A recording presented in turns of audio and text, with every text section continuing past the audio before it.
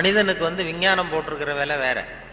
விஞ்ஞானம் கெமிஸ்ட்ரி என்ன சொல்லுதுன்னா, ஒரு சராசரி மனுஷ உடம்புல இருக்கிற கால்சியத்தை மட்டும் தனியாக எடுத்தால் ஒரு சின்ன ரூமுக்கு வெள்ளை அடிக்கலாம். ஒரு சராசரி மனுஷ உடம்புல இருக்கிற கொழுப்பை மட்டும் தனியாக எடுத்தால் ஒரு 10 சோப்பு கட்டி தயார் பண்ணலாம். ஒரு சராசரி மனுஷன் உடம்புல இருக்கிற பாஸ்பரஸை மட்டும் தனியாக எடுத்தால் ஒரு 40 நெருப்புச்சி தயார் பண்ணலாம். ஒரு சராசரி மனுஷ உடம்புல இருக்கிற இரும்பு சத்தை மட்டும் தனியாக எடுத்தால் 2 கலாணி 2 செய்யலாம். இவ்வளவுக்கு மொத்தமாக விலை போட்டால் 42 ரூபா 50 காசு. இதுதான் கெமிஸ்ட்ரி வந்து நமக்கு போட்டிருக்கிற விலை. ஒரு மனுஷனுக்கு ரசாயன விஞ்ஞானம் போட்டிருக்கிற விலை அவ்வளவுதான். அவன் வந்து அவனுடைய வேல்யூ கூடும்னா அவன் எப்படி நடந்துக்கிறாங்கிறத பொறுத்து தான். அதுவும் மனுஷன் வந்து உயிரோடு இருக்கிற வரைக்கும் தான் 42 50 காசு. மிருகங்கள் அவனை விட பெருசாக இருக்குது. செத்தத்துக்கு அப்புறம் வேல்யூ கூடுது.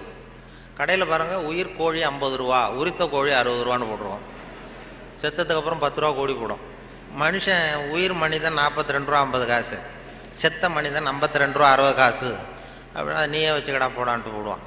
அது அப்படி வந்து எப்படி வாழணுங்கிற அந்த வாழ்க்கை நெறிகள்லாம் பெரியவர்கள் நிறைய பேர் அதை பற்றி இது பண்ணி சொல்கிறாங்க. அதனால தான் அவங்ககிட்டேருந்து கற்றுக்கிட்டு நம்ம நல்ல பழக்க வழக்கங்கள் நம்மக்கிட்ட இருக்கிற அந்த திருக்குறளை பற்றி இப்போ தான் அதை பற்றி நிறைய பேர் பேச ஆரம்பிச்சிருக்கிறாங்க. திருக்குறளுங்கிறது அதனுடைய அருமை பெருமையெல்லாம் எப்படி வந்தது போச்சுன்னு சொல்லி.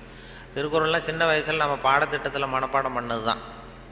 இப்போ அதை பற்றி ஆங்கில மொழிபெயர்ப்புலாம் நிறையா வந்துக்கிட்டு பெருசாக பண்டிதமணி கதிரேசன் செட்டியார் இருந்தார். அவருடைய மகன் கூட இங்கே இருந்தார்ல, தமிழ் துறையில் கதிர் தியாகராஜன். அவங்க அப்பா பண்டிதமணி கதிரேசன் செட்டியார். அவர் வந்து திருக்குறளை மனப்பாடம் பண்ணது எப்படின்னா, எதிரில் வந்து அவங்க வீட்டு வேலைக்காரனை உட்கார வச்சுக்குவாராம்.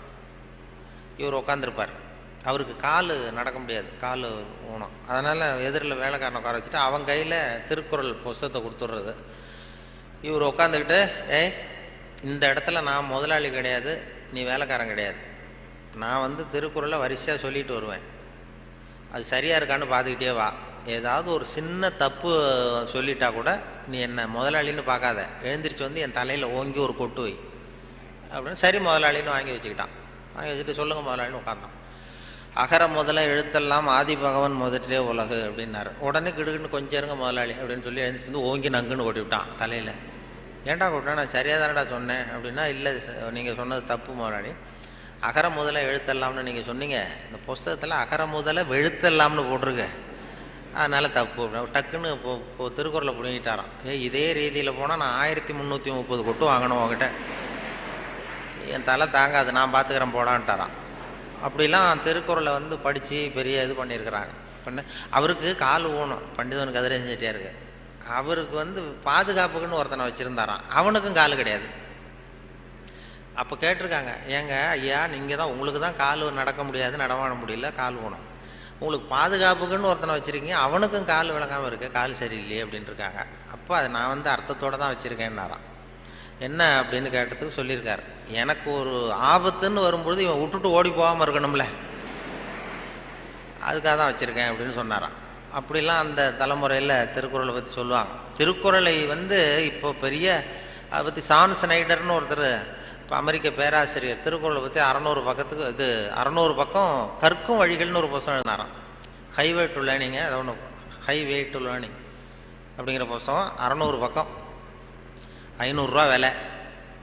அதாவது கற்கும் வழிகள்னு அமெரிக்காவில் இப்போ பிரபலமாக அந்த புத்தகம் விற்றுட்டுருக்கு. அதை படிச்சுட்டு நம்ம தமிழ் பேராசிரியர் ஒருத்தர் சொன்னாருங்க, இதுக்கு ஏன் 600 பக்கம் வேஸ்ட்டு, நம்ம திருவள்ளுவர் ஒவ்வொரு வார்த்தையிலே பதில் சொல்லியிருக்காரு அப்படின்னார். கற்கும் வழிகளில் அவர் என்ன பண்ணியிருக்காருன்னா, சாப்டர் படிச்சிட, why we should read, how we should read, what we should read, when we should read அப்படின்னு 4 பிரிவாக பிரிச்சுக்கிட்டு எதை படிக்கணும், எப்படி படிக்கணும், ஏன் படிக்கணும், எப்போ படிக்கணும் அப்படிங்கிற மாதிரி பண்ணியிருக்கிறார். அதாவது ஹவு வி ஷுட் ரீட் அப்படின்னு ஒரு கேள்வியை கேட்டுக்கிட்டு 250 பக்கம் அவர் எழுதியிருக்கார். இந்த கேள்விக்கு திருவள்ளுவர் எதை படிக்கணும், அதாவது எப்படி படிக்க வேண்டும், ஹவு வி ஷுட் ரீட்னா கசடர கற்க அப்படின்னு ஒரே வார்த்தையில் ஒரு பதில் கொடுத்து, இதுக்கு 250 பக்கம் வேஸ்ட் பண்ண வேண்டியதில்லைன்னார். வாட் வி ஷுட் ரீட், என்ன படிக்கணும் அப்படின்னா கற்பவை கற்க சொல்ற, இதுக்கு 300 பக்கம் எழுதியிருக்காரு அவர். வென் வி ஷுட் ரீட், அதாவது அப்புறம் வாட் வி ஷுட் ரீட், ஏன் படிக்க வேண்டும், ஒய் வி ஷுட் ரீட், அதுக்கு 300 பக்கம் எழுதியிருக்காரு. இவர் அதற்கு தக நிற்க அப்படிங்கிறது தீர்ந்து போச்சு. வென் வி ஷுட் ரீட், எப்பொழுது படிக்க வேண்டும் அப்படின்னா சாந்துணையும் அப்படிங்கிற வார்த்தையில் இருந்தது. இப்படி 4 வார்த்தையில் திருவள்ளுவர் சொன்னதை ஒரு 600 பக்கம் எழுதியிருக்கிறாருன்னு சொன்னார். அதை படித்து பார்த்துட்டு அப்படி அதை பற்றி பெருமையாக ஜியு போப்பு ஆராய்ச்சி பண்ணார். அதாவது இவர் அரிஸ்டாட்டல்லையும் திருவள்ளுவரையும் ஒப்பிடுறார் ஜியு போப்பு. அப்போ என்னென்னா, அரிஸ்டாட்டில் காலத்தில் ஒரு தப்பு பண்ணிட்டா அதே தப்பை திருப்பி பண்ணலாம். இப்போ ஒருத்தர் வந்து வலது கையை ஒருத்தன் வெட்டிட்டான்னா திருப்பி அவனுடைய வலது கையை வெட்டலாம். இப்போ ஒருத்தன் ஒரு கண்ணை குத்தி விட்டான்னா அதே கண்ணை இவனும் குத்தலாம். அதுதான் இப்போ உள்ள தர்மம். அரிஸ்டாட்டில் காலத்தில் ஒருத்தன் உங்களுக்கு ஒரு விரலை எந்த விரலை வெட்டுறானோ அதே விரலை நீங்களும் வெட்டலாம். அது அந்த தர்மம். அதே காலத்தில் வந்து திருவள்ளுவர் என்ன சொல்கிறார் அப்படின்னு பார்த்தார். அதாவது ஒருத்தன் நமக்கு கெடுதல் பண்ணுனா திருப்பி அதே கெடுதலை பண்ணு அப்படின்னு அவர் சொல்கிறார். இயேசுநாதரும் அப்போ சொன்னார். அவர் என்னென்னா, அதாவது அரிஸ்டாட்டில் என்ன சொன்னார், ஒருத்தன் உனக்கு வலது கன்னத்தில் அடித்தான்னா நீ வலது கன்னத்தில் அடி. இது அரிஸ்டாட்டல். இயேசுநாதர் சொன்னார், உனக்கு வலது கன்னத்தில் அடித்தான்னா நீ இடது கன்னத்தை திருப்பி காட்டு அப்படின்னார். இது அதை விட கொஞ்சம் பெரிய பண்பாடுள்ள செயல். அதுக்கடுத்து திருவள்ளுவரை பார்த்தா, நீ ஒருத்தன் உன்னை அடிச்சுட்டான்னா நீ பதிலுக்கு அவன் கன்னத்தை தடவி கொடு அப்படிங்கிறார். இன்னா செய்தாரை ஒருத்தல் அவர் நானும் நன்னையும் செய்து விடுன்னு சொன்னார். அப்படின்னு சொல்லிட்டு இது ஜியு போப்பு ஒப்பிடுறார் அரிஸ்டாட்டிலையும் திருவள்ளுவரையும். அவர் எழுதுறார், when compared because of this unique feature of forgiveness. மன்னிப்பில் வந்து இது ஒரு தனித்தன்மை இருக்குது திருவள்ளுவர் சொல்கிறதுல. அதனால் ஜியு போப்பு எழுதுறார், when compared because of this unique feature of forgiveness, Thiruvalluvar is at least 1 inch taller than Aristotle அப்படின்னு எழுதினார். அரிஸ்டாட்டிலை விட 1 இன்ச்சு உயரமானவர் திருவள்ளுவர் அப்படின்னு சொல்லி. அதனால தான் அவ்வளோ உயரமாக கன்னியாகுமரியில் கொண்டு போய் சிலை வச்சுருக்குறோம். அது வந்து அப்படி வந்து ஜியு போப்பு கம்பேர் பண்ணி எழுதுறார். அப்படி நாம் பெருமைப்படுறதுக்கு எத்தனையோ விஷயங்கள் நம்ம இதில் இருக்குது. அதனால் இப்படிப்பட்ட இந்த உணர்வு, இந்த நகைச்சுவை உணர்வை பற்றி பேசிகிட்டு இருந்தோம் இல்லையா, அது வந்து எங்கள் ஆசிரியர் சொன்னது மாதிரி அதை வச்சு எந்த விஷயத்தை சொன்னாலும் கொஞ்சம் சுவாரஸ்யமாக சொன்னோம்னா வாழ்க்கையிலையும் சரி, நீங்கள் எந்த துறையில் வேலைக்கு போனாலும் சரி, சக மனிதர்கள்ட்ட பழகும் பொழுதும் சரி, அந்த நகைச்சுவை உணர்வுன்னு இருக்கும் பொழுது நல்லாயிருக்கும். அதாவது இவர் பேராசிரியர் கல்கி வந்து எழுதியிருக்கிறார், இதில் பேசினார். அவர் ஆல் இண்டியா ரேடியோவில் ஆரம்பத்தில் 1938 பேராசிரியர் கல்கி வந்து பேசியிருக்கார், தமிழில் சிறுகதை அப்படின்னு. எப்படி சொல்கிறத சுவாரஸ்யமாக எப்படி சொல்கிறதுன்னு சொல்லி அப்போ பேசியிருக்கார். சிறுகதைன்னா அது சிறுன்னு அர்த்தம் இருக்குது, அதனால் சிறுசாக இருக்கணும், தேவைக்கு அதிகமாக வளர்த்தாத. கதைன்னா அதில் ஒரு கதை அம்சம் இருக்கணும், ஒரே ஒரு ஊரில் அப்படின்னு ஆரம்பித்தா அதுக்கப்புறம் என்ன அப்படின்னு கேட்க தோணுதில்ல, அது மாதிரி இருக்கணும் ஒரு வரியும் அப்படின்னு சொல்லிட்டு சொல்கிறதே எப்படி சுவாரஸ்யமாக சொல்கிறதுன்னா, தேவைக்கு அதிகமாக நீ வளர்த்தாதே அப்படின்னு சொல்லி அதுக்கு ஒரு உதாரணம் கொடுத்துருக்காரு கல்கி. அதாவது நீங்கள் எழுத்தாளராக இருந்தாலும் சரி, பேச்சாளராக இருந்தாலும், சக மனிதர்கள்ட்ட பழக்கிறவராக இருந்தாலும் தேவைக்கு அதிகமாக இது பண்ணாதீங்க அப்படிங்கிறதுக்காக சொல்லியிருக்காரு. அவர் ஒரு கதை எழுத்தாளர் எப்படி இருக்கணுங்கிறதுக்காக கல்கி சொன்னது. ஒரு நாள் காஞ்சிபுரம் உபய வேதாந்த தேசிக சுவாமிகள் தன் வீட்டு வேலைக்கார குப்பனை கூப்பிட்டு, அடை குப்பா, நீ உடனே ஸ்ரீபெரும்புதூர் ஓடிப்போய் திருவேங்கடாச்சாரியை சந்தித்து திருக்குடந்தையிலே இருந்து இங்கே வந்திருக்கிற திருநாராயண ஐயங்கார் சுவாமிகள் திருக்கோவில் ஆராதனைக்கு திருத்துழாய் எடுத்து திரும்புகையில் திருக்குளத்தில் திருப்பாசி வழுக்கவே திருவடி தவறி விழுந்தார் என்று சொல்லிவிட்டு வா அப்படின்னு எழுதினாராம். சொல்லிவிட்டு, என்னப்பா சொல்லிடுவியா அப்படின்னு கேட்டிருக்கார். நான் சொல்லிடுறேன் சாமின்னு இருக்கான் குப்பை. எப்போ இன்னொருத்தரை என்கிட்ட சொல்லி காட்டு, என்ன சொல்லுவேன் அப்படின்னு கேட்டாராம். அது என்ன சாமி, கும்மோன் தாசாமி குட்டையில் ஒன்றுதான்னு சொல்லணும், அவ்வளோதானே, நான் சொல்லிட்டு போகிறேன் அப்படின்ட்டான். அப்போ கல்கி சொல்கிறார், சிறுகதையின் இலக்கணம் குப்பனுக்கு புரிந்திருக்கிறது, உபய வேதாந்த தேசிக சுவாமிகளுக்கு புரியவில்லை அப்படின்னு அவர் பேசியிருக்கார். அந்த வானொலி இதில் ஒலிப்பதிவில் கேட்டேன், அது அப்படியே வச்சுருக்காங்க. அப்போ பேசுனதெல்லாம் அப்பப்போ இது பண்ணி வச்சுருக்கிறது. அதே மாதிரி கொத்தமங்கலம் சுப்புன்னு ஒருத்தர் பெரிய பிரபலமான வில்லுப்பாட்டு கலைஞர். அப்புறம் அவர் வந்து காந்தி மகான் கதைன்னு ஒரு வில்லுப்பாட்டு எழுதினார். அப்போ காந்தி மகான் கதை வில்லுப்பாட்டு அவருக்கு வந்து அந்த வில்லுப்பாட்டை கேட்குறதுக்கு ஏகப்பட்ட கூட்டம், எல்லோரும் பெரிய ரசிகர்கள். ஆனால் அதையே புஸ்தகமாக போட்டு விற்கல. காந்தி மகான் கதை புஸ்தகமாக போட்டு புத்தகமாக விற்கும்பொழுது யாரும் வாங்கிறதுக்கு ஆள் இல்லை, அவரே வீட்டில் அடிக்க வச்சுருந்தார். அதை அப்போ அந்த வில்லுப்பாட்டு இருக்கு, காந்தி மகான் கதை வில்லுப்பாட்டை நான் ரேடியோவில் போடுறதுக்காக எடுத்து பதிவு பண்ணிகிட்டு இருந்தேன். அப்போ ஒரு கட்டம் வந்தது, காந்தியை சுடுற இடத்துல அவர் கதறி அழுறார். கதறி அப்படியே நிஜமாகவே அழுறார் காந்தி சுடப்படுற இடத்துல. இந்த வில்லுப்பாட்டு அது பதிவாக இருக்குது, அதை போட்டு கேட்டேன். அப்போ எனக்கு ஒரு சந்தேகம், இது எப்படி, அதாவது ஒரு தடவை சொல்கிறப்ப அழுக வரலாம் அவருக்கு, இந்த வில்லு பாட்டை திருப்பி திருப்பி பாடிக்கிட்டே இருப்பார். ஒரு 500 தடவை 600 தடவை சொல்லும்பொழுது 600வது தடவையும் காந்தியை சூடு பண்ணிகிட்டு இருக்கிறாங்க. அதனால் நல்ல பழக்க வழக்கங்களை வந்து ஏற்படுத்திக்கணுங்கிறது தான் ரொம்ப முக்கியமான விஷயம். அதனால் இதில் எப்படி நான் சொன்னது மாதிரி எவ்வளவு நேரம் எதை தாக்க முடியும், குடும்பத்தில் வந்து ரொம்ப ஒரு அனுசரிப்பு தன்மை, சகிப்புத்தன்மை இதெல்லாம் வேணுங்கிறத பற்றி நிறைய அந்த சின்ன சின்ன விஷயங்களாக தான் வானொலி சொல்கிறது உண்டு. இந்த நகைச்சுவைன்னு சொன்னதுனால அதை சேர்த்து சேர்த்து கதையாக சொல்கிறது உண்டு. சின்ன விஷயங்களை வந்து அப்படியே இப்போ குடும்பத்தில் வந்து ஒரு அனுசரிப்பு தன்மை வேணும், வாழ்க்கைங்கிறது ஒரு பெரிய பிரயாணம், குடும்பத்தில் அனுசரிப்பு தன்மை வேணும் அப்படின்னா அப்போ அதுக்கு ஒரு கதை மாதிரி சொல்லிடுறது வானொலி ஊடகத்தில். இப்போ ஒரு குடும்பத்தில் கணவன் மனைவி 2 பேர் இருந்தாங்க. 2 பேருக்கு ஒரு குழந்தை பிறந்தது. அதுக்கு பேர் வைக்கிறதுல தகராறு வந்துட்டு தான். என்ன பேர் வைக்கிறதுன்னு அவன் சொல்கிறான் எங்கள் அப்பா பேர் தான் வைக்கணுங்கிறான். இந்த அம்மா சொல்லுது எங்கள் அப்பா பேர் தான் வைக்கணுங்குது. தகராறு. உடனே என்ன காலையிலேருந்து சண்டை, குழந்தைக்கு பேர் வைக்கிறதுல. அதில் கூட ஒத்து போக முடியல. உடனே எதிர்த்து வீட்டுக்காரன் ஒருத்தன் வந்தான். வந்து என்ன உங்கள் வீட்டில் காலையிலேருந்து சண்டைன்னு கேட்டிருக்கான்.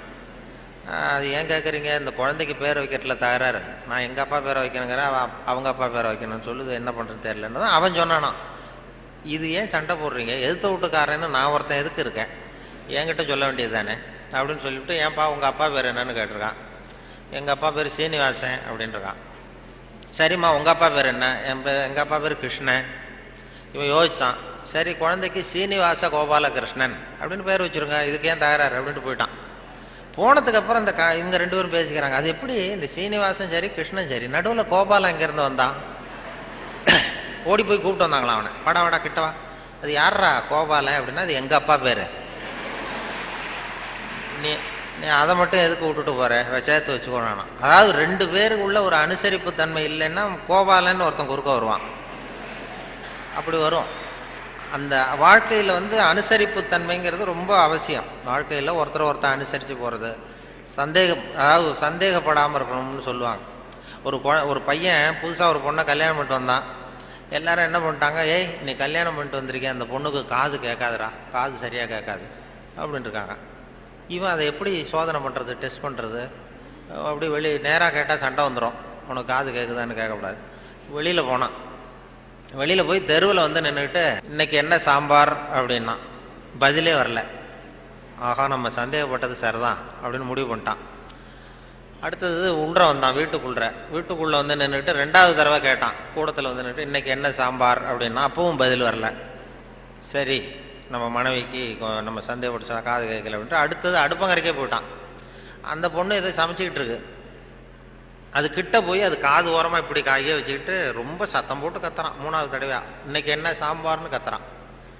அந்த பொண்ணு கொஞ்சம் கூட அலட்டிக்கல. மெதுவாக இவன் பக்கம் திரும்பி இவன் காது ஓரமாக சொல்லிச்சான், 3வது தடவையாக சொல்கிறேன் முருங்கைக்காய் சாம்பார் அப்படின்னு தான்.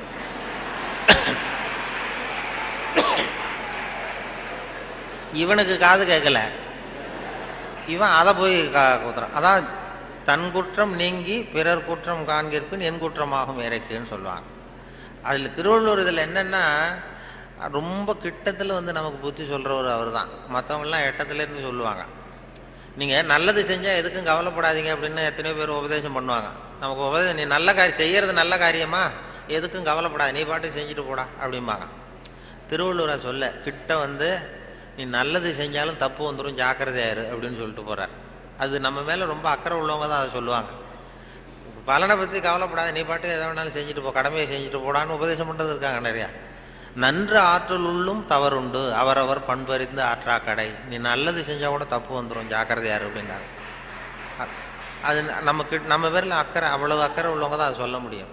இப்போ ஒருத்தன் ஒரு தெருவில் வந்து ஒருத்தன் குடிகாரன் நடு ராத்திரி 12 மணி ஆடிக்கிட்டே நிற்கிறான். ஒரு பெரியவர் வந்தார்.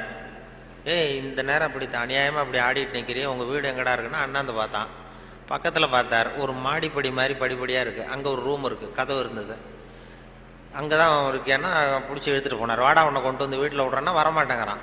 நீ வாடான்னு வலுக்கட்டாயமாக அந்த பெரியவர் அந்த குடிகாரனை பிடிச்சி தரன்னு இழுத்துட்டு போய் மாடிப்படியில் இந்த கதவை திறந்து உள்ற போய் படுறா அப்படின்னா போக மாட்டேங்கிறான். ஒரு வலுக்கட்டாயமாக கழுத்தை பிடிச்சி உள்ற தள்ளி கதவை சாத்திவிட்டு இறங்கி வந்துட்டார். அப்பாடா ஒரு நல்ல காரியம் பண்ணோம். வந்தால் இன்னொருத்தன் அதே மாதிரி ஆடிட்டு வரான் கீழே. நீ என்னடா பண்ணேன்னா இவனும் அதே மாதிரி ஆடுறான். சரி வாடா உனக்கும் இங்கே தான் நான் அண்ணன் பார்த்தான். சரி வா அங்கே தான் தங்கியிருக்கேன் பிடிச்சி தரதரன்னு இழுத்துட்டு போய் கதவு திறந்து போடான்னு அவனும் போக மாட்டேங்கிறான். அவனையும் வலுக்கட்டாயமாக தள்ளிவிட்டு மூடிவிட்டு கீழே இறங்கி வந்தார். வந்தால் மூணாவது ஆள் ரொம்ப பயங்கரமாக ஆடிட்டு வரான். எத்தனை பேருடா அன்றைக்கி இப்படி புறப்பட்டுருக்கீங்க, எல்லாம் அங்கே தான் இருக்கீங்களா அப்படின்னு சொல்லி வாடா மேலேன்னு கூப்பிட்டார். நான் வரமாட்டேன்னு கத்தனான். அதெல்லாம் முடியாது, ஒன்று அங்கே விட்டுட்டு தான் போவேன்னு அவர் என்ன பெரியவர் இழுக்கிறார். இழுத்ததும் உடனே போலீஸ்னு கத்தியிருக்கான். போலீஸுக்காரர் வந்துட்டார். அந்த போலீஸுக்காரர்கிட்ட அவன் புகார் பண்ணுறான். இந்த பாருங்கள் சார், யாரோ ஒரு பெரியவர் என்னை இந்த வழியாக மேலே கொண்டு போய் அந்த கதவை திறந்து அந்த பக்கமாக இருக்கிற குப்பை குழியில் தள்ளி விட்டுக்கிட்டு இருக்கிறார் 3 தடவையாக. நான் இறங்கி கீழே வந்துகிட்டு இருக்கேன். இன்னும் 2 தரம் தள்ளி விட்டாருன்னா செத்து போடுவோம் சார் அப்படின்றான். இதான் நன்று ஆற்றல் உள்ளும் தவறுண்டு, அவரவர் பண்பறிந்த ஆற்றா கடை. நீ நல்லது தான் செஞ்சார், தப்பு வந்துடும், அது அவ்வளவு தூரம் அவர் தான் சொல்ல முடியும். அந்த நன்று ஆற்றல் உள்ளும் தவறுண்டு, அவரவர் பண்பறிந்த ஆற்றா. நல்லதுன்னு செய்வாங்க. இப்போ ஒருத்தன் யார்கிட்டையும் நண்பர்கள்ட்ட கேட்டான், ஒரு 100 ரூபா கொடுங்கடா, ஏதாவது தொழில் செஞ்சு பொழைச்சிக்கிறேன்னு. யாருமே கொடுக்கறதுக்கு ஆள் இல்லை, யாருமே இல்லை. உடனே அவன் என்ன பண்ணால், சரி மனிதர்கள் யாரும் நமக்கு உதவி பண்ண மாட்டேங்கிறாங்க, நமக்கு தேவை ஒரு 100 ரூபா, இது கடவுளுக்கே ஒரு லெட்டர் போட்டு பார்ப்போம், அவர் தானே எல்லாரையும் படைச்சார், அவர் கொடுக்குறாரா பார்ப்போம். ஒரு போஸ்ட் கார்டு வாங்கினான்.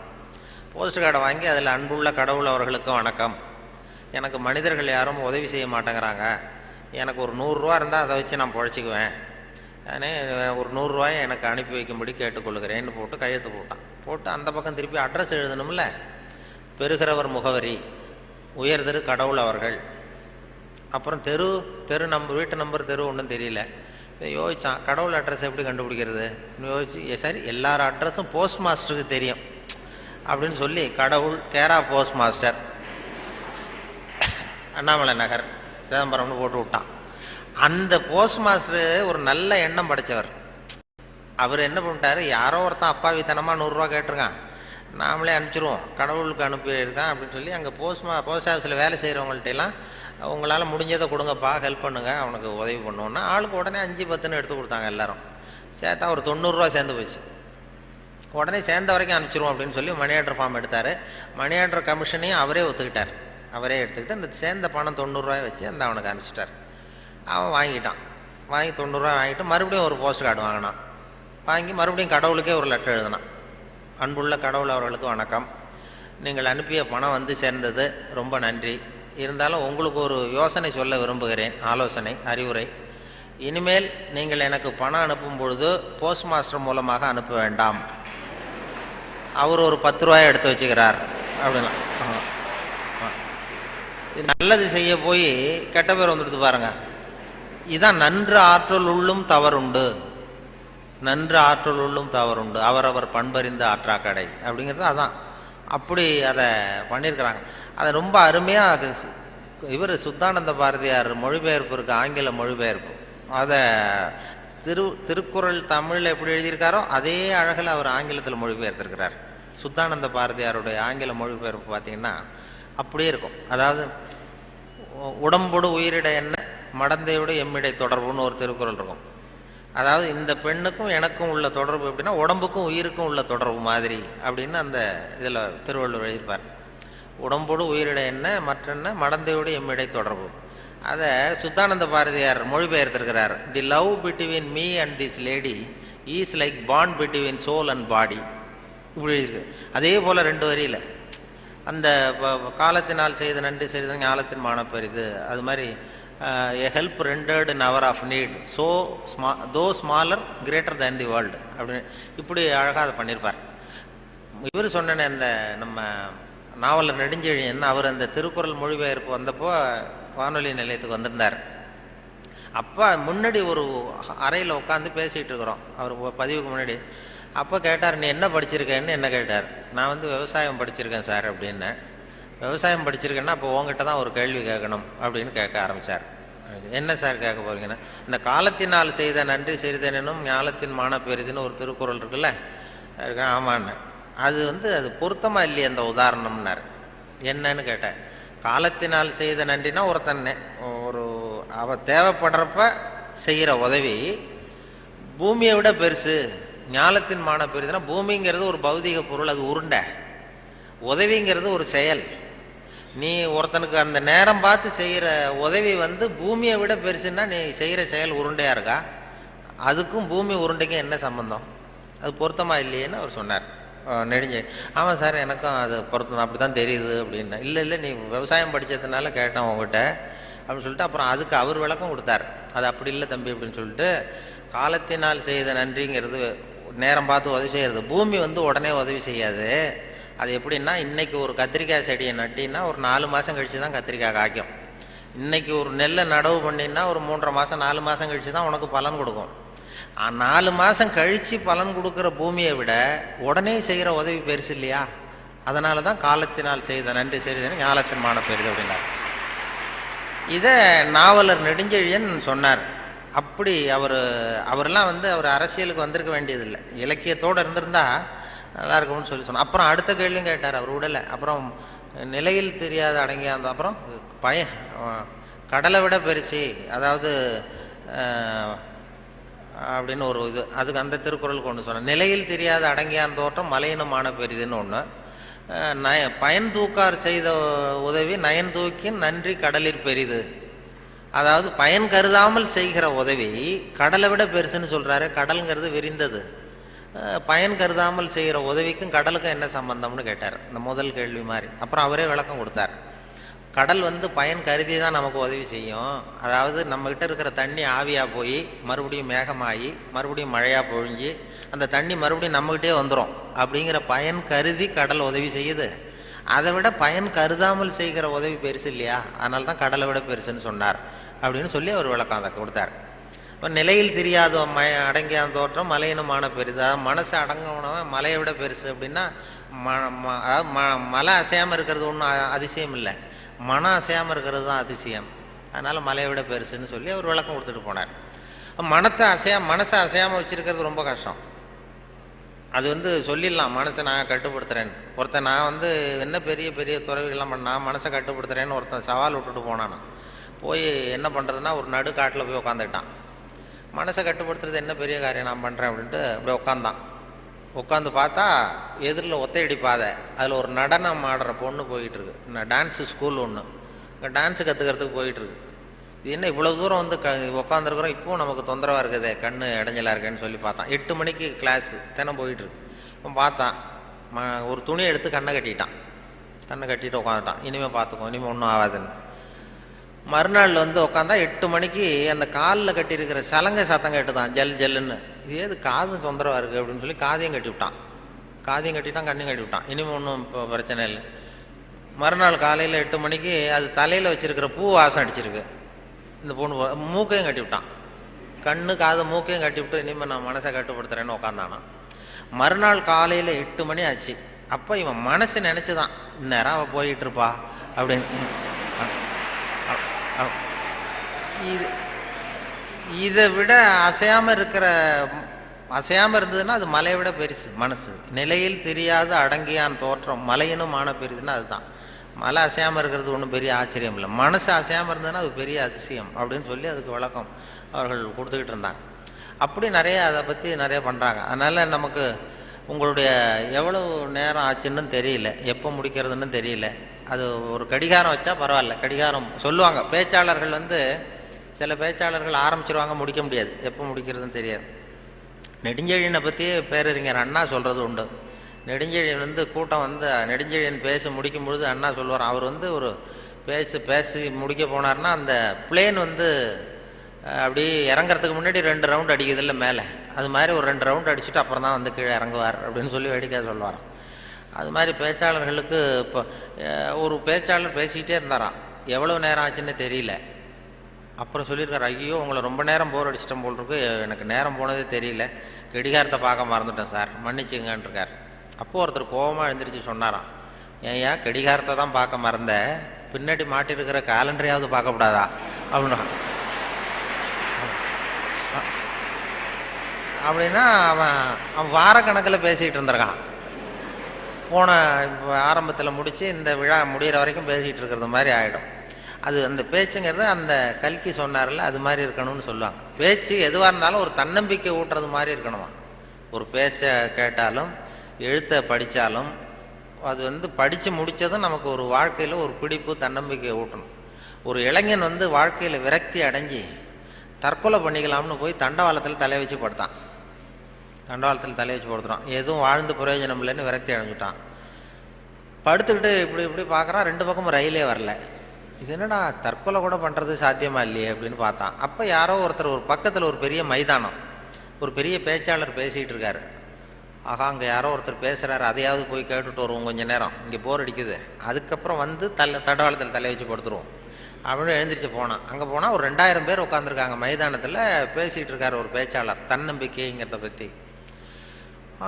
பேசி முடித்தார் 1 மணி நேரம். முடிச்சுட்டு எல்லோரும் கலைஞ்சி போயிட்டாங்க. அப்புறம் அந்த இளைஞன் போனான். போய் அந்த பேச்சாளர்கிட்ட, சார் நான் வந்து தற்கொலை பண்ணிக்கணுங்கிற எண்ணத்தோடு தண்டவாளத்தில் தலையை வச்சு படுத்திருந்தேன். உங்கள் குரல் கேட்டது, பேச்சு கேட்கணும்னு வந்தேன். 1 மணி நேரம் உங்கள் பேச்சை கேட்டேன். இப்போ வந்து அந்த தற்கொலை எண்ணத்தை மாற்றிக்கிட்டேன். நான் இனிமேல் தற்கொலை பண்ணிக்க மாட்டேன். எனக்கு வாழ்க்கையில் ஒரு தன்னம்பிக்கை வந்துட்டுது, பிடிப்பு வந்துட்டுது. அதுக்கு நீங்கள் தான் காரணம் அப்படின்ட்டுருக்கான். அது எப்படி அந்த முடிவுக்கு வந்தேன்னு கேட்டிருக்காரு அவர். ஒன்றும் இல்லை சார், இப்போ உங்கள் பேச்சு எவ்வளோ பேர் கேட்டாங்க இந்த கூட்டத்தில் அப்படின்னா ஒரு 2000 பேர் கேட்டிருப்பாங்க அப்படின்னாரான் பேச்சாளர். அப்போ அந்த இளைஞன் சொன்னானா, ஏன் சார் ஒரு 2000 பேரை ஒரே நேரத்தில் சாகடிக்கிற நீ உயிரோடு இருக்கிறப்போ நான் எதுக்கு சார் சாகணும்? நான் எதுவும் எந்த தப்பும் பண்ணலையே சார், ஒன்றும் எதுவும் பண்ணல சார், நான் ஒன்றும் இப்போ பழச்சிக்குவேன் சார்ட்டு போயிட்டாரான். அப்படி வந்துடும் கதை. அப்படி பேச்சாளர்கள்ங்கிறது அந்த என்ன ஒரு சகிப்புத்தன்மை. ஒரு பேச்சாளர் என்ன பண்ணார் தெரியுமா, வேகமாக போயிருக்காரு, அவசரமாக கூட்டத்தில் பேசணும்னு போயிருக்காரு. ஒரு காட்டு வழியாக போகும்போது சிங்கம் வந்து எதிரில் நின்று தான் வழி மறிச்சிருக்கு. ஏன் என் நிற்கிற அப்படின்னா, எனக்கு பசிக்குது, உன்னை சாப்பிட போகிறேன்னு தான் சிங்கம். நீ என்ன இப்போ சாப்பிட்றாத, நான் ஒரு முக்கியமான கூட்டத்தில் பேசுறதுக்காக போயிட்டுருக்கேன், அதனால் அதை கெடுத்துறாத அப்படின்ட்டு. அது என்ன, உன் மீட்டிங்கை பற்றி எனக்கு கவலை இல்லை, உன் பேச்சை பற்றி எனக்கு, என் பசி தான் முக்கியம், உன்னை சாப்பிட போகிறேன்னு. ஐயோ அவங்கெல்லாம் ஏமாந்துருவாங்க, ரொம்ப பேர் காத்துக்கிட்டு இருக்கிறாங்க பேச்சை கேட்கறதுக்கு, ஏமாந்துருவாங்க அப்படின்றாரு. இனி என்ன அவ்வளோ நல்லா பேசுவியா அப்படின்னு தான் சிங்கம். அதை ஏன் பேச்சை கேட்டால் அப்படியே கேட்குறவங்க மயங்கி விழுந்துருவாங்க. உடனே சிங்கம் சொல்லிச்சான், நீ இங்கேயே பேச, நான் மயங்கி விழறேன்னா பார்ப்போம் அப்படின்ட்டு. உடனே இவர் ஆரம்பித்தார், பெரியோர்களே தாய்மார்களே அப்படின்னார். சிங்கம் அப்படியே கரகரகரகரன்னு சுற்றி விழுந்துடுது, கடிச்சு அப்படியே மயக்கடிச்சு விழுந்துட்டுது. இவர் பார்த்தார், இதுதான் நமக்கு தப்பிக்கிறதுக்கு சரியான நேரம், இந்த மயக்கம் தெளி எழுந்திரிச்சு ஓடி போகணும் நம்ம அப்படின்னு. அப்படி பாம்பு நெளியிறது மாதிரி நெளிஞ்சு போனாராம். ஏன்னா எழுந்திரிச்சு நடந்தால் அதிர்ச்சியில் முழிச்சுக்கிட்டுதுன்னா என்ன பண்ணுறது, மயக்கம் தெளிஞ்சிரும்னு பாம்பு நெளிய மாதிரி நெளிஞ்சு கொஞ்சம் தூரம் போய் எழுந்திரிச்சு ஒரே ஓட்டமாக ஓடி போட்டார். ரொம்ப தூரம் போய் திரும்பி பார்க்குறார், அந்த சிங்கம் அப்படியே கிடக்குதா பின்னாடி துரத்துதான்னு. வேர்த்து ஒழுகுது, மூச்சு வாங்குது. ரொம்ப தூரம் ஓடி போய் திரும்பி பார்த்தா சிங்கம் அப்படியே மயங்கி கிடக்கு, மயங்கி விழுந்தது அப்படியே கிடக்கு. இவர் அங்கேருந்து அந்த சிங்கத்தை பார்த்துட்டு மனசுக்குள்ளே நினச்சிக்கிட்டாராம், நல்ல வேளை நம்ம பேச்சை கேட்டுட்டு அந்த சிங்கம் மயங்கி விழுந்ததுனால நாம் தப்பித்தோம் அப்படின்னு அவர் நினச்சிக்கிட்டாராம். நம்ம பேச்சை கேட்டு மயங்கி விழுந்ததுனால தப்பித்தோம், நல்ல வேலை அப்படின்னு நினச்சிக்கிட்டாராம். அதே நேரம் சிங்கமும் லேசாக தலையை தூக்கி ஒரு கண்ணால் அவரை பார்த்துட்டு இது நினச்சிக்கிட்டு தான், நல்ல வேளை மயங்கி விழுந்தது மாதிரி நடித்ததுனால நாம் தப்பித்தோம்,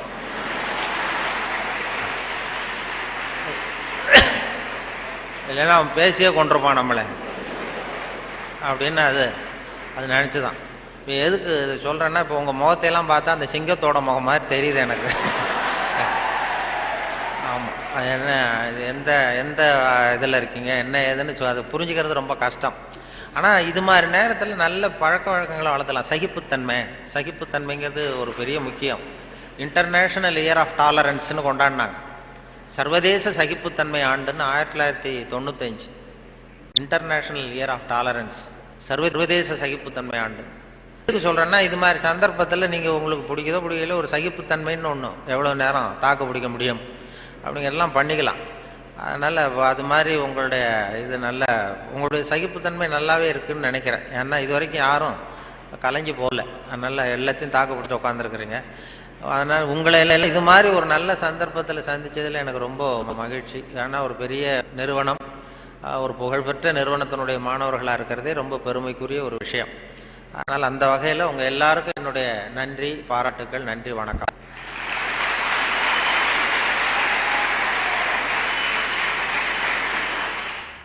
இந்த பட்டிமன்றத்தினுடைய நடுவர் பெருந்தகை சாமியார் அவர்களுக்கு என்னுடைய அன்பான வணக்கம். சாமியார்கள் பேரெல்லாம் கெட்டு போச்சு சார், என்ன சாமியார்னு சொல்லாதீங்க. நான் சாமி இல்லாத சாமி. கெட்டு போன சாமிகளுக்கு இடையில கெட்டு போகாம இருக்கிற சாமியார் அவர்களே, இனிமே கெட்டு போக முடியாது. வயசு 76. நீங்க எவ்வளவு கெட்டிக்கார சாமியாருங்கிறது 76 வயசுல சாமியார் ஆனதுல இருந்தே தெரியுது.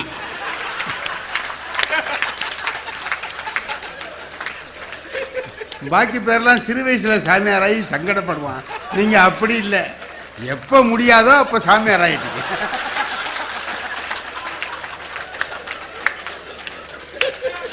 சாமியார்னா இப்படி இருக்கணும். ஏன்னா ஒரு கெட்ட பேர் வராது பாருங்க. எப்படி வர முடியும்? வரவே முடியாது. உங்களுக்கெல்லாம் கெட்ட பேர் வரவே முடியாது. குழுமி இருக்கிற சான்றோர்களே, எல்லோருக்கும் என்னுடைய அன்பான வணக்கம். இன்னைக்கு நம்ம அவங்க நல்லதை பாடினாங்க முதல்ல. ரெண்டாவது இவர் நம்ம ராஜாராம் சார் இருக்கார, அவர் உள்ளதை பாடினார். அந்தாண்ட போகலை, கரெக்டாக அங்கே இருந்து உள்ளதை பாடினார். ஆனால் பிஜி தீவில் நடக்கிற கொடுமையே பாரதியார் பாடினார்னு பாடினார். அதுதான் அல்லதை சாடுறது. தப்பு நடக்கிறத பார்த்து கண்டிக்கிறார். அந்த பாட்டு உங்களை எவ்வளவு கவர்ந்திருக்கு? ஓஹோ, எங்க பிஜி தீவில் இப்போ என்ன நடக்குதுங்கிறது நமக்கு தெரியாது. எப்போவோ கரும்பு தோட்டத்தில் நம்முடைய பெண்களை கொடுமைப்படுத்தியதை பார்த்து பாரதி பாடிய பாட்டு இன்னைக்கும் அழியாம இருக்கு. ஏன்? கொடுமையை எதிர்த்து சாடி பாடினார், ஆகையினால நிக்குது. அதை நீங்க தானே சொன்னீங்க. பிஜி கரும்பு தோட்டத்திலே ஆனா ஆனா என்ன அர்த்தம்? மனம் வேதனைப்பட்டு பாடினார். ஆகா, என்னால தாங்க முடியலையே, அங்கே இவ்வளவு கொடுமை நடக்கிறதே என்று பாடினார். கொடுமையை சாடிய போது நம்முடைய உள்ளம் அதில் ஈடுபடுகிறது. காலத்தை வென்று அந்த இலக்கியம் நிற்கிறது. பாரதி பாடின காலம் எப்போ? இப்போ நீங்கள் அதை பாடுறீங்க. அப்படிதாங்க பாடணும். அப்படி இருந்தால் தான் சரியாக இருக்கும். சும்மாவாவது பெரியவங்களாக இருக்கிறவங்க நல்ல வழி காட்டணும். எனக்கு கொஞ்சம் கண்ணு கோளாறுங்க, அது ஒரு நல்லதாக இருக்குன்னு வைங்க. கண்டதையும் பார்க்க வேண்டியது இல்லையில. அதுல என்னமோ உங்களுக்கு இவ்வளவு சந்தோஷம் இல்ல? கடன் கொடுத்தோம், எனக்கு பார்வை குறைச்சங்கிறதுல அவங்களுக்கு சந்தோஷத்தை பாருங்க. இல்ல, கடன் கொடுத்தோம் எதிரில் வந்தா கண்டுக்காம போகலாம் அப்படின்னு சிரிக்கிறாரு. அப்படி இல்லை, கடன் கொடுத்தவன் வந்தான், என்கிட்ட கடன் கொடுத்தவன் வருவான். கண் டாக்டர் இருக்காருங்களே, அவர்கிட்ட போய் காட்டலாம்னுட்டு போனேன். என் நண்பர் தான் அழைச்சிட்டு போனார். போனேன். அவர் சொன்னார், என்ன விஷயம்னாரு. சாயந்தரத்தில் இந்த மாதிரி இருக்குங்க. நல்ல வேலை நீ என்கிட்ட வந்த. வேற யார்கிட்டையாவது போயிருந்தேன்னு வச்சுக்க, ஆப்ரேஷன் பண்ணி கண்ணையே கெடுத்துருவானுங்க. நான் ஆப்ரேஷன்லாம் பண்ணுறது கிடையாது, மருந்து போட்டே எல்லாத்தையும் சௌகரியமாக்கிடுவேன். ரொம்ப நல்லது டாக்டர், இந்த மாதிரி டாக்டர் தான் நான் தேடிக்கிட்டு இருந்தேன், நீங்கள் உங்கள் வேலையை ஆரம்பிங்க அப்படின்னு. அவர் என்ன பண்ணார், மருந்து போட்டுட்டு இப்படியே ஒரு அரை மணி நேரம் இருங்கன்னார். நான் இருந்தேன். மருந்து போட்டனே, எப்படி இருக்குன்னார். நல்லா புளிக்குது டாக்டர்னு. புளிக்குதா? நான் உனக்கு கண்ணில் எல்லாம் ஊற்றுனேன். நீ எங்கே கண்ணில் ஊற்றுனேன்? வாயில் இல்லையா ஊற்றுனேன்? அவரு கண் டாக்டர். அவர் தான் கண் டாக்டர். இவர் ஆப்ரேஷன் பண்ண மாட்டாரா? நல்ல வேலை. இவன் ஆப்ரேஷன் பண்ணா கண்ணை பண்றேன்ட்டு மூக்க அறுத்து விட்டுருவான்.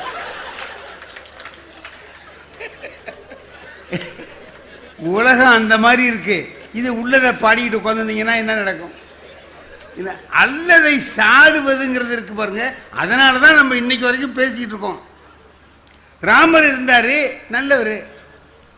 அவர் பாட்டுக்கு நல்லவராக இருந்துட்டு போயிருந்தாருன்னா ராமாயணம் கிடைச்சிருக்குமாங்க?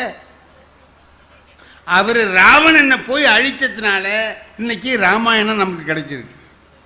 இன்னைக்கு வரைக்கும் இருக்கு. எப்போ? பல ஆயிரம் ஆண்டுகளுக்கு முந்தி எழுதப்பட்டது இன்னைக்கு வரைக்கும் இருக்கு.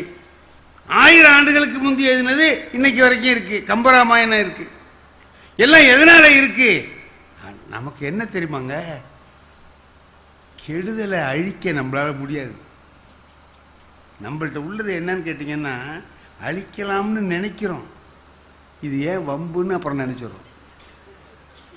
பாரதியார் பாடிட்டு போயிட்டாரு, பாதகம் செய்பவரை கண்டால் பயங்கொள்ளல் ஆகாது பாப்பா, மோதி மிதித்து விடு பாப்பா, அவர் முகத்தில் உமிழ்ந்து விடு பாப்பான், காரி துப்புடாம மூஞ்சில என்னாரு.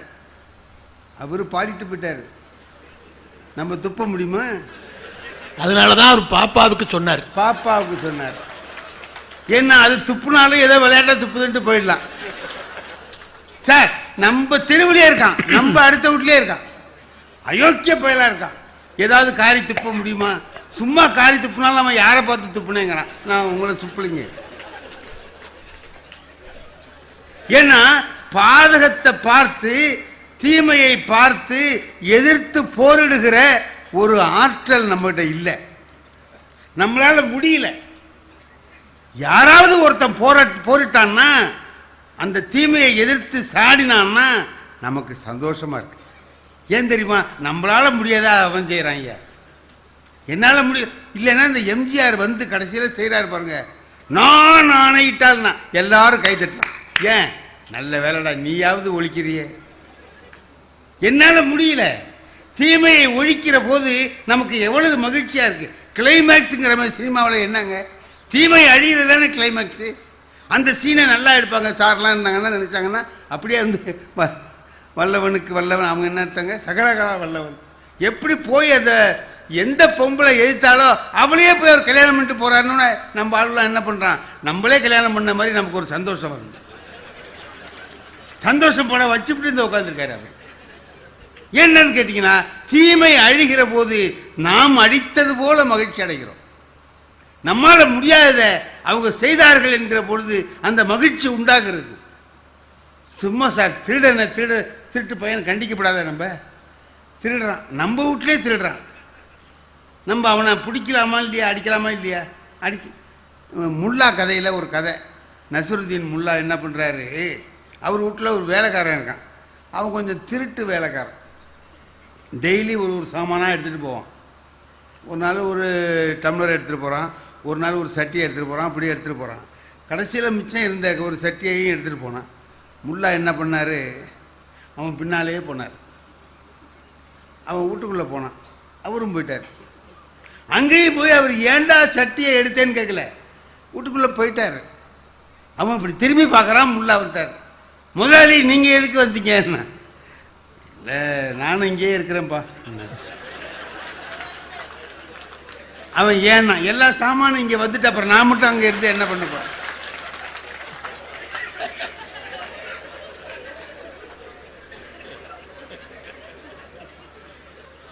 எல்லாம் வந்துட்டு நான் இங்கேயே இருந்துக்கிறேன், என்னத்துக்கு நம்ம சாமான்கிற இடத்துல நம்ம இருக்க வேண்டியதானப்பா அப்படின்னு சொல்லி. அதாவது பாருங்க, எதிர்த்து போரிட முடியாம சமரசம் பண்றாரு. இதான் நம்ம செய்யற வேலை. இலக்கியங்கள் என்ன செய்து தெரியுமா? அப்படியே பட்டவர்த்தனமா அவனை எதிர்த்து ஒரே அம்பில் ராவணனை ராமன் கொன்றான்னு காட்டுது. அப்ப நம்ம வீட்டுக்கு அடுத்தாப்புல இருக்கிற ராவணனை நம்மளே கொண்டது மாதிரி ஒரு மகிழ்ச்சி உண்டாகும். இது இந்த காலத்தில் இல்லை, ரொம்ப காலமா உண்டாகுது. அதனால இந்த இலக்கியங்கள் என்ன பண்ணுது, காலத்தை வென்று நிற்குது, இன்னைக்கு வரைக்கும் நின்றுகிட்டு இருக்கு. அது மட்டும் இல்லைன்னா, ராமன் நல்லவனாவே அப்படியே இருந்திருந்தான்னா, ராவணனை போய் அவன் அழிக்காமல் இருந்திருந்தால் ராமாயணம் என்ற இலக்கியம் கிடைச்சிருக்குமா? கிருஷ்ண பரமாத்மா இருந்தார், நல்லவர் தான். உள்ளதை பாடினாக்கா அவர் நல்லவராக இருந்தார், அவர் நல்லவர் தான் இருப்பார். போய் அதை பற்றி பேச்சு இல்லை. மகாத்மா காந்தி இருந்தார், நல்லவர், பொய் பேச மாட்டார். சரிதான், எத்தனையோ பேர் பொய் பேசாமல் இருக்கிறான். ஏன்னா பொய் பேசுறதுக்கு ஒரு தைரியம் வேணும். அது சில பேர், அதாவது காந்திக்கு அந்த தைரியம் இல்லை. காந்தி இல்ல, இப்போ பொய் பேசணும்னா முதல்ல ஞாபக சக்தி ஜாஸ்தி வேணும். ஆமா, யார் யார்கிட்ட என்னென்ன சொன்னோங்கிறது ஞாபகத்தில் இருக்கணும். ஏன்னா இன்னைக்கு எனக்கு நேற்றுக்கு ஜுரம், ஒரு நாள் லீவுன்னு சொல்லிவிட்டு மறுநாளைக்கு போய் கால் வலிங்க அதனால ஜுரம்னா, நேற்று ஜுரம்னு. அதை போய் சொல்கிறவனுக்கு ஞாபக சக்தி கரெக்டாக இருக்கணும். அது சில பேருக்கு இருக்காது. அதனால அவன் என்ன பண்ணுவான், இதுக்கு எதுக்கடா போய் சொல்லிட்டு மாட்டிக்குவானே, உண்மையை பேசிடுவான். காந்தி அப்படியே உண்மை பேசினார், ஏதோ இருந்தார். அவரை பற்றி ஏதாவது பேச்சு வருமா? எத்தனையோ பேர் உண்மை பேசுகிற மாதிரி இருந்திருக்கான், நல்லவன் இருந்திருக்கான். முழங்கால் வரைக்கும் வேட்டி கட்டினது காந்தி ஒருத்தர் தான் கட்டியிருந்தாரா? எவ்வளோ பேர் கட்டியிருக்கிறான். நானே கட்டினேங்க, முழங்கால் வரைக்கும் வேட்டி கட்டிட்டு போனேன். ஆமாம், எனக்கு தீபாவளிக்கு ஜவுளி வாங்கணும், தெரியுமா உங்களுக்கு? அது தெரியாது. நான் ஒரு 5000 ரூபா லோன் போட்டு வாங்கி என் பொண்டாட்டிகிட்ட கொண்டு போய் கொடுத்தேன். அவர் சொன்னால் இன்றைக்கி சாயந்தரமே போய் நம்ம ஜவுளிலாம் எடுத்துகிட்டு வந்துடுவோம். எடுத்துகிட்டு வரலாம், வாங்கின பணத்தை செலவு பண்ணால் தானே ஒரு நிம்மதியாக இருக்கும், வா போ அப்படின்னு கிளம்பி போனேன். 4850 ரூபாய்க்கு அவங்க ஐட்டமே சரியாச்சு. அதில் மிச்சம் 150 ரூபா இருக்குன்னு முடிவாகல. இன்னும் எதுவும் எடுத்தாங்கன்னா அதுவும் கூடும். நான் நினச்சேன் இப்போ 150 ரூபா மிச்சம் இருக்குது அப்படிங்கிற மாதிரி நினச்சேன். என் மனைவி சொன்னாங்க ரொம்ப அருமையாக, இந்த பாருங்க, லோன் வாங்கிட்டு வந்து கொடுத்தோம், எல்லாத்தையும் அவளே எடுத்துக்கிட்டான்னு சொல்லக்கூடாது, நீங்கள் ஒரு 4 முழ வேட்டி எடுத்துக்கங்க. புண்ணியவதி, அதையாவது சொன்னியே, சரி வாங்கு அப்படின்னு. அதுக்கு என் மனைவி சொன்ன பதில் அருமையான பதில். இங்கே வாங்க வேண்டாம், அங்கே வர்ற வழியில் ஒரு கடையில் போர்டு போட்டுருந்துச்சு, 4 முழ வேட்டி வாங்கினா ஒரு துண்டு இலவசம்னு. அங்கே அப்போ துண்டு ஒன்று வாங்க வேண்டிய வேலை இல்லாமல் போயிடுது பாருங்க. அதுக்காக என் மனைவியை ரொம்ப எவ்வளோ பெரிய கெட்டிக்காரின்னு பாராட்டினேன். ஏன் தெரியுமா? நம்ம பார்க்கலையே, அதை பார்த்துட்டு வந்திருக்கேன். நமக்காக வாங்குறதுக்கு எந்த கடையில் வாங்கலான்னு ஒரு முடிவு பண்ணி இலவச துண்டோடு நம்மளை அனுப்பலாம்னு பார்த்து சரின்ட்டு வாங்கிட்டு வந்தாச்சுங்க. தீபாவளிலாம் முடிஞ்சு போச்சு. எங்கள் ஊரில் வெட்டாருன்னு ஒரு ஆறு, அதில் தான் நாங்கள்லாம் குளிப்போம். ஒரு 10 நாள் அந்த வேட்டியை கட்டிட்டு குளிச்சுட்டு வந்தேன். அந்த வேட்டி முழங்கால் வரைக்கும் வந்துடுச்சு. மகாத்மா காந்தி கட்டியிருந்த மாதிரி நம்மளை மகாத்மா காந்தியை ஆக்கிடுச்சு. அந்த வேட்டி முழங்கால் வரைக்கும் கட்டிடுறார். இதை நான் குளிச்சுட்டு வரதை எங்கள் அடுத்த வீட்டுக்காரன் இதை கவனிச்சுட்டே இருக்கிறான். பொதுவாக அடுத்த வீட்டுக்காரன் அவன் வேட்டியை கவனிக்க மாட்டான், நம்ம வேட்டியை தான் கவனிப்பான். ஏன்னா நம்ம அவன் வேட்டியை கவனிக்கிறோம்ல, அவன் வேட்டியை கவனிக்கிறேன்னு சொல்கிறேன். அதுக்காக அப்போ அவன் என்ன பண்ணான், என்கிட்ட கேட்குறான், சார் அந்த இலவச துண்டோட வேட்டி வாங்கினீங்களே, ஆமாம், அது என்ன ஆச்சுன்னா, இந்த பாரு நான் வாங்கினேன், நான் கட்டிக்கிறேன், உனக்கு என்னடா அதில்? இல்லை அது என்ன ஆச்சு தெரிஞ்சுக்கலாம், அதான் இந்த கட்டியிருக்கேன் பாரு. வேட்டி ஆயுதுன்னா வேட்டி தான் இப்படி இருக்கு, சுருங்கி போச்சுடா. இலவச துண்டோட வாங்கினா அது எப்படி இருக்கும், இப்படி ஆயிடுச்சுன்னு. வேட்டி இப்படி ஆயிடுச்சா, அப்போ துண்டுன்னா இந்த பாரு.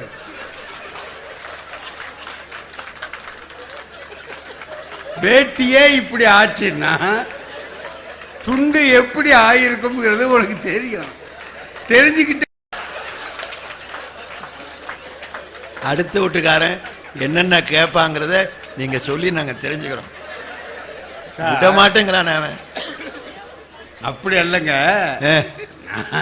நம்ம வெளியூர்ல வந்து பேசுறதுனால ஒரு தைரியமா பேசுறோம்.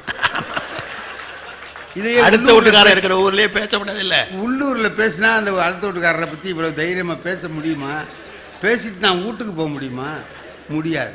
ஆனா இந்த இலக்கியங்கள்ல பேசினவனா எதிர்த்து சண்டை போடுறானே, அழிக்கிறானே. மகாத்மா காந்தி இருந்தார், நல்லவர், முழங்கால் வரைக்கும் வேட்டி கட்டியிருந்தார், எளிமையான வாழ்க்கை வாழ்ந்தார், அதெல்லாம் சரி. அதனால தான் நாம் அவரை இன்னைக்கு வரைக்கும் பேசிட்டு இருக்கோமா? வெள்ளையனை எதிர்த்து போராடி அவனை வெளியாக்கி இந்தியாவுக்கு சுதந்திரம் வாங்கி கொடுத்தார். அல்லதை எதிர்த்து அவர் சாடினார். ஆகையினாலே அவருடைய வாழ்க்கை இன்று நம்மால் பேசப்படுகிறது. இலக்கியங்களும் அப்படித்தான். இலக்கியத்தில் நல்லதா பாடுறார், ஒழுக்கம் உடைமை, அது இது. திருவள்ளுவர் பாடுறார், கயமைன்னு ஒரு அதிகாரம் ஏன் பாடினார்? கயவர்களை பற்றி எதுக்குங்க பாடணும்? அயோக்கியனை பற்றி எதுக்கு? அவருக்கு என்னத்துக்கு? அவர் பாடுறார் கயமைங்கிற ஒரு அதிகாரம். ஈர்ங்கை விதிரார் கயவர் கொடிறு உடைக்கும் கூன் கையர் அல்லாதவர். எச்சி கையால் காக்கா ஓட்ட மாட்டான்டா, ஆனால் கொடுப்பான். யாருக்கு தெரியுமா? ராத்திரியில் வீட்டுக்குள்ளே வந்து கையை அப்படி வச்சுக்கிட்டு குத்துவேன். என்ன சொல்கிறேன் நான், ஏதாவது வேணா எடுத்துக்க, அடிக்கிற வேலை மட்டும் வச்சுக்காத. அவன் தான் கயவன். நல்லா கேட்டால் கொடுக்க மாட்டான், இப்படி கேட்டால் தான் கொடுப்பான். நீங்கள் பொதுவாக வந்து எங்கள் ஊர்லெல்லாம், இந்த ஊரில் இவ்வளவு பெரிய விழா நீங்கள் நடத்துறீங்களே, ஆச்சரியமாக இருக்குது. எப்படி இதுக்கெல்லாம் நீங்கள் எல்லாரையும் வசூல் பண்ணி நடத்துறீங்க? நல்லவங்களாக இருக்கிறதுனால நீங்கள் இதெல்லாம் நடத்துறீங்க. உங்களை யாருக்கு தெரியுது? எங்கள் ஊரில் நாங்கள் ஒரு சின்ன விழா நடத்துறோன்னா எவ்வளவு கஷ்டப்படுவோம் தெரியுமா? ஒரு நன்கொடை வாங்கணும்னா நாங்கள் 4 பேர் போவோம், 5 பேர் போவோம், ஒருத்தன் வெளில நின்றுக்குவான். ஏன்னா அவன் உள்ளே வந்தான்னா கொடுக்குறவனும் கொடுக்க மாட்டான். அதுக்காக நாங்கள் என்ன செய்வோம், வெளியில் நிறுத்திட்டு நாங்கள் 4 பேர் போவோம். ஏன்னா அவன் முதல்ல வாங்கி என்ன பண்ணான்னு தெரியும்ல அவனுக்கு. அதுக்காக அவன் உள்ளே போன உடனே முதல் ஆள் போய் கேட்பான் அந்த கடை முதலாளிகிட்ட, அண்ணே வியாபாரம்லாம் எப்படி இருக்குமா? எந்த கடை வியாபாரியாவது வியாபாரம் சரியில்லைன்னு சொல்லுவானா? பிரமாதமாக இருக்குது தம்பி, வியாபாரம் நமக்கு நல்லா ஓடுது, போன வருஷத்தோட இந்த வருஷம் ஜம்முன்னு இருக்கு. அப்படியா? அதுக்கு தான் கேட்டுக்கிட்டேன். ஏன்னா அப்புறம் நீங்கள் மாற்றி சொல்லக்கூடாது பாருங்க. அப்புறம் தான் அவன் யோசனை பண்ணுவான், அவன் எதுக்கு வந்திருக்கான்னு தெரியல, வியாபாரம் நல்லா இருக்கான்னா ஒன்று. அடுத்தவன் சொல்லுவான், அண்ணங்கிட்ட கேட்கவே வேண்டியதில்லைப்பா, தானாக கொடுப்பார், தடவி கொடுக்குறான்.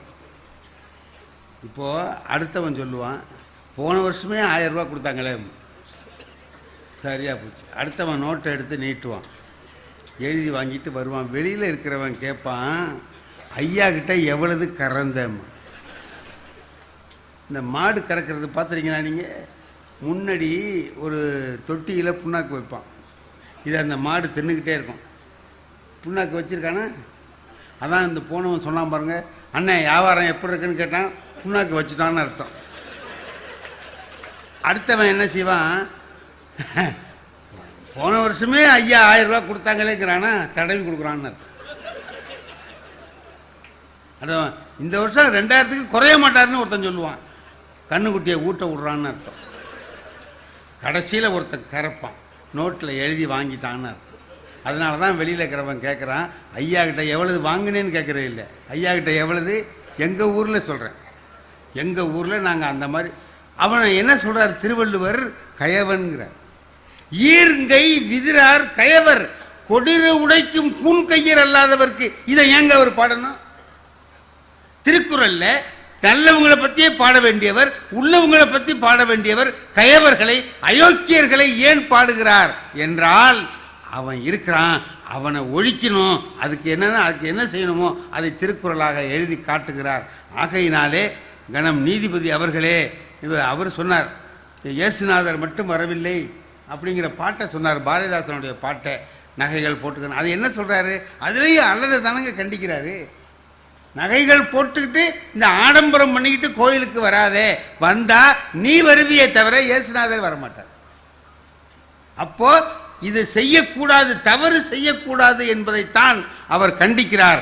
அது ஏரோப்ளேனில் போகும்போது பக்கத்தில் உள்ளவன் என்னமோ சொன்னான்னு சொல்கிறார். நான் ஏரோப்ளேனில் போகும்போது என்ன சொன்னான், எனக்கு என்னுடைய நல்ல நண்பன் ஒருத்தன் பக்கத்தில் வந்தான். நான் ஏற்றி விட்டுட்டு சொன்னான், ஏரோப்ளேன்லாம் ஏறுறதுன்னா கொடுத்து வச்சுருக்கணும்ப்பான்னா. ஏன்னா அவன் இது வரைக்கும் ஏரோப்ளேனில் போனதில்லை போல இருக்கு. நான் சொன்னான், ஏரோப்ளேன்லாம் போகிறதுக்கு கொடுத்து வச்சுருக்கணும்னா. நான் சொன்னேன், போகிறதுக்கு கொடுத்து வைக்க வேண்டியதில்லடா, போயிட்டு திரும்பி வந்து இறங்கிறதுக்கு தான் கொடுத்து வச்சுருக்கணும்னு. வந்துருவில்லைன்னா ஆசையோடு போகிறேன், என்ன நடக்குதோ தெரியாது. ஆகையினாலே கணம் நீதிபதி அவர்களே, நீங்கள் ஒன்று ஞாபகத்தில் வச்சுங்க, தீமையை எதிர்க்கிற போதுதான் நம்முடைய மனம் மகிழ்ச்சி அடைகிறது. அதை நாம் இலக்கியத்திலே பார்க்கிற போது காலந்தோறும் அதை பாராட்டி கொண்டே இருக்கிறோம். ஆகையினாலே அது காலத்தை கடந்து நம்மிடத்திலே நின்று கொண்டிருக்கிறது என்பதை சொல்லி அமைகிறேன். நன்றி, வணக்கம். இந்த தகவல் உங்களுக்கு பிடிச்சிருந்தா லைக் பண்ணுங்க, உங்க ஃப்ரெண்ட்ஸுக்கு ஷேர் பண்ணுங்க, மறக்காம எங்க சேனலுக்கு சப்ஸ்கிரைப் பண்ணுங்க.